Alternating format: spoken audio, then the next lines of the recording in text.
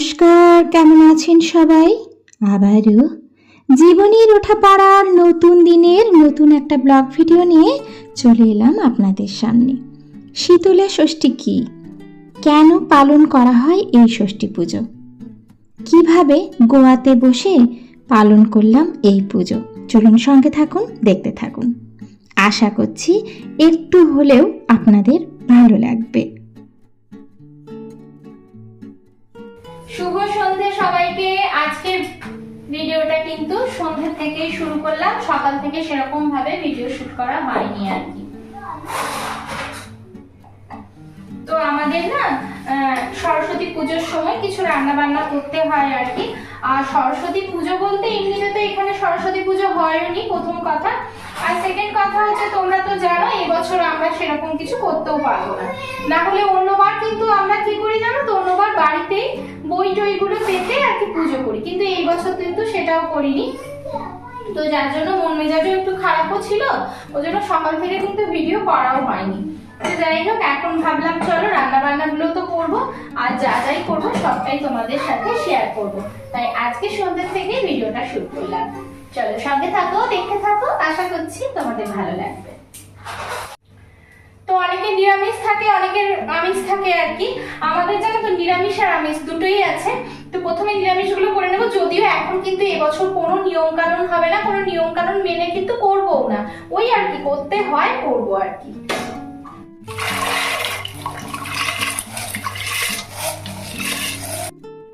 শীতলা ষষ্ঠী এটি হচ্ছে হিন্দু ধর্মের গুরুত্বপূর্ণ পৌরাণিক ব্রত বা পুজো। কোনো নিয়ম করে কিছু দেবো না, আমি গোটা গোটা দিয়ে দিচ্ছি, কিন্তু কোনো গোনাগুনতি বা কোনো নিয়ম সেসব কিছু হবে না। এটি মাঘ মাসের শুক্লপক্ষে অর্থাৎ সরস্বতী পুজোর দিন কিন্তু পালন করা হয়। আসলেই বসন্তকালে কিন্তু অনেক রকম রোগ দেখতে পাওয়া যায়, সেটা প্রায় আমরা কিন্তু প্রত্যেকেই জানি, তাই না? এই সমস্ত প্রকার রোগ থেকে মুক্তি পেতে বা নিজেদের ঘরে শান্তি বজায় রাখতে মা শীতলাকে শান্তির দেবী মনে করা হয়ে এই ষষ্ঠী পুজো করা হয়ে থাকে। এই পুজোর একটি অন্যতম রান্না হলো গোটা সেদ্ধ, যেটা কিছু ডাল আর কিছু গোটা সবজি দিয়ে রান্না করা হয়। তবে রান্নার পদ্ধতি এক একজনাকার এক এক রকম।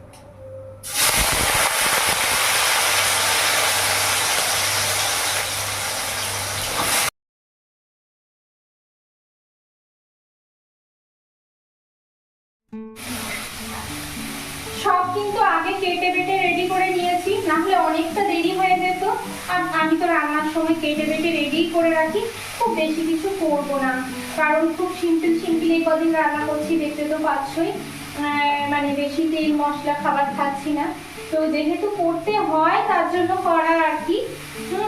তো কিছু করার নেই, এবছর সেরকম ভাবে কিছুই পালন করা যাবে না, তবুও মানে আর কি বাসিটা খেতে হবে যেহেতু রান্না বাড়া আছে, তো তার জন্য একটু গাজর আর আলু ভেজে রাখছি। এবার ধরো কালকে তো এতবার যে খাওয়া হবে, কিছু তো একটু চাই। ওই জন্য টুকটাক যতটুকু পারছি ততটুকু করছি। এমনিতে ধরো অন্যান্য সময় ধরো বাঁধাকপি থেকে শুরু করে সজনে ফুল আর সব কিছুই করতে হয়, তো এখানে তো সজনে ফুল সেরকম ভাবে পাওয়াও যায় না, তবে বাঁধাকপিটা করাই হয়। বাঁধাকপি কিছু তরকারি টুকটাক ভাজা ভুজি, কিন্তু এইবার আমি কিচ্ছু করছি না। এবার শুধুমাত্র এই যে গাজর টাজর দিয়ে একটা ভাজা, আর ইয়েটা তো গোটা খেতেটা তো থাকছেই, সেটা তো করতেই হয়। তোমরা তো নিশ্চয়ই অনেকে জানো, অনেকে নিশ্চয়ই আছে। আর সাথে পোস্ত আর মাছ আমাদের করতে হয়, তার জন্য আগে নিরামিষগুলো করে নিচ্ছি, তারপরে মাছটা করবো।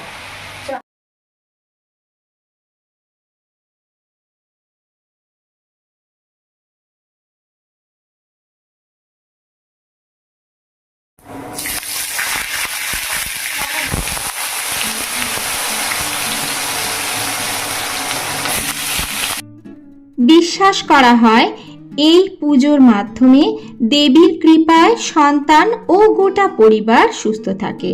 সরস্বতী পুজোর দিন সমস্ত রান্নাবান্না করে রাখা হয় এবং পরের দিন সেই সমস্ত রান্নাবান্নায় ঠান্ডা খেতে হয়।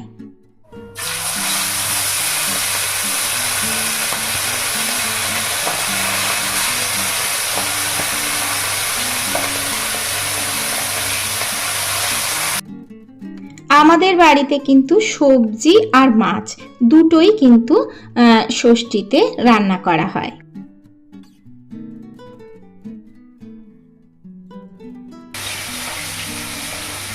আপাতত আমার পোস্ত ভাজা আর এই যে গোটা সেদ্ধ সব হয়ে গেল। এবারে লাস্টে কিন্তু আমি মাছ এদিকে আর ওদিকে ভাত বসিয়ে দিয়েছি। এটাই করবো, টক আর করবো না। তো এই মাছটাতে একটুখানি টমেটো দিয়ে করবো, কারণ এত করে খাবেই বাকি, আর করার তো এখন কোনো মানে কিছু নেইও, যেহেতু 1 বছর আমাদের এখনো হয়নি, তার জন্য কিন্তু সেরকম করে নিয়ম কিছু নেই। শুধু একটু রান্না করে রাখা, যেহেতু মাছটা খেতে হয় ওর জন্যই মাছটা করা আর কি। না হলে তোমরা জানোই এখন কিন্তু আমরা সেরকম মাছ খাচ্ছিই না প্রায়। তো যাই হোক, চলো করে নিই, অনেকটাই কিন্তু দেরি হয়ে গেছে। গুড মর্নিং, শুভ সকাল বন্ধুরা। আসলেই শুক্রবার আর শনিবার দুটো ভিডিও মাধ্যমেই আজকে তুলে ধরেছি আমি। তো এই যে সকালবেলায় কিন্তু স্নান টান সেরে আমি চলে এসেছি ঠাকুরের পুজো দিতে। এমনিতে কিন্তু ষষ্ঠীর দিন আগের দিন যে শিলটা পুজো করা হয় সেটার থেকেই ফোঁটা দিতে হয় বাচ্চাদের, মানে গুরুজনেরা বড়রা অর্থাৎ পরিবারের বয়োজ্যেষ্ঠ মহিলারা সন্তানদের মাথায় শিল ঠেকিয়ে সন্তানদের সুস্থতা কিন্তু কামনা করে থাকেন। সেখানে হলুদের ফোঁটা আর দইয়ের ফোঁটা শিল থেকে নিয়ে তারপরে সন্তানদের মাথায় ঠেকানো হয় বা কপালে ফোঁটা দেওয়া হয়। কিন্তু আমাদের যেহেতু এখন 1 বছর কিছুই করা যাবে না, আমি কিন্তু সেরকমভাবে কিছুই করিনি বা কিছুই নিয়ম করে আজকের পুজোটা করা হচ্ছে না। আমি শুধুমাত্র ঠাকুরকে একটু পুজো দিয়ে নিচ্ছি, বাস। তারপরেই কিন্তু সমস্ত কিছু খেতে দেব বাচ্চাদেরকে। নিয়ম অনুসারে আগের দিন রাত্রে কিন্তু শিলকে পুজো করতে হয়, সেটা যাদের আছে তারা কিন্তু প্রায় প্রত্যেকেই জানে। তবে আজকের দিনে আমরা কিন্তু সেটা করিনি, যেহেতু আমরা করব না এই বছর। এই যে গোটা সেদ্ধটা বানিয়েছিলাম সেটাই কিন্তু আজকে খাওয়া হবে, আর মুড়ি দিয়ে সেটাই কিন্তু বাচ্চাদেরও দিয়ে দিচ্ছি, সাথে আমিও খেয়ে নেব। দেখো, খাবার নিয়ে বসে গেছি। অল্প একটু মুড়ি নিয়েছি আর কলাই নিয়েছি, আর বাচ্চাদের তো আগেই খাওয়া হয়ে গেছে। তোমাদের দাদা আর আমি এখন খাবো আর কি। তো তোমাদের দাদা তো ক্যামেরার সামনে এখন আসবে না, ধরো। চলো আমি খেয়ে নিই আপাতত। আসলে একটুখানি মুড়ি নিয়ে বসছি কেন বলতো, কারণ এক্ষুনি ভাত খেতে হবে, অনেকটা দেরি হয়ে গেছে, তাই তাড়াতাড়ি খেয়ে নেবো আর কি। ঠান্ডা ভাত তো, ওর জন্য বেশি মুড়ি খাচ্ছি না। এই কলাইটা যাই বলো তাই বলো, যতই তুমি অন্যান্য দিনে এমনি মানে সেদ্ধ করো না কেন, আজকের দিনের এই সেদ্ধটার যে টেস্ট সেটা কিন্তু অন্য দিনে পাওয়া যাবে না, কখনোই পাওয়া যায় না।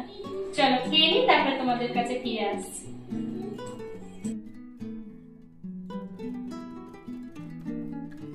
আজকে কিন্তু ঘরদোর আগেই পরিষ্কার হয়ে গেছে, আর তারপরে খাওয়া দাওয়া করে একটু চুলটাকে রোদে বসে একটুখানি শুকিয়ে নিলাম। অন্যান্য দিন তো সেই সুযোগ পাওয়া যায় না।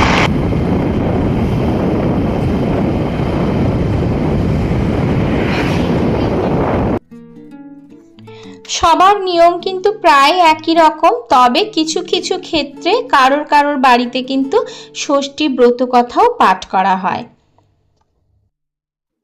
আজকে যেহেতু শনিবার, আপনাদের দাদা ভাইও ঘরে আছেন, আর বাচ্চারাও কিন্তু স্কুলে যায়নি, ওরা কিন্তু খেলবে বলে বলা হচ্ছে।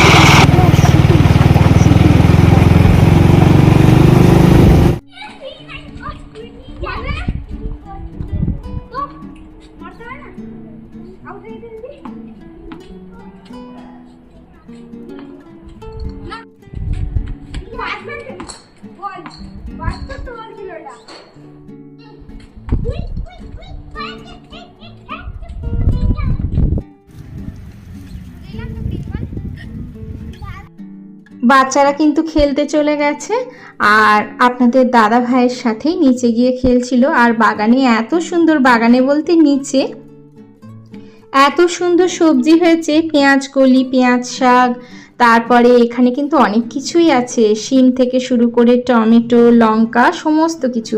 সেটাই কিন্তু আপনাদের দাদা তুলে এনেছে, খুব সুন্দর লাগছিল। আমি তাই বললাম একটু যে আপনাদের সাথে শেয়ার করে দিই।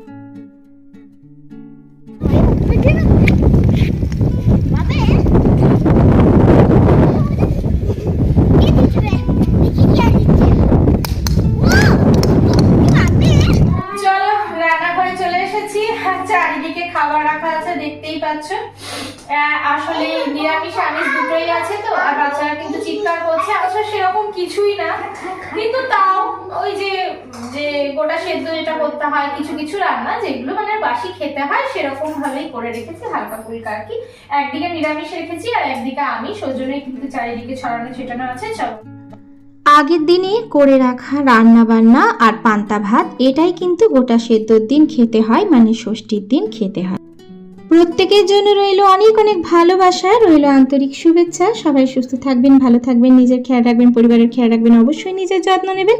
ভিডিওটা যদি ভালো লেগে থাকে ছোট্ট একটা লাইক দিয়ে পাশে থাকবেন, আর যদি বেশি ভালো লেগে থাকে অবশ্যই ফ্রেন্ড আর ফ্যামিলির সাথে শেয়ার করতে কিন্তু একদম ভুলবেন না। আজকের জন্য এটুকুই, দেখা হচ্ছে পরবর্তীকালে নতুন একটা ভিডিওর সাথে।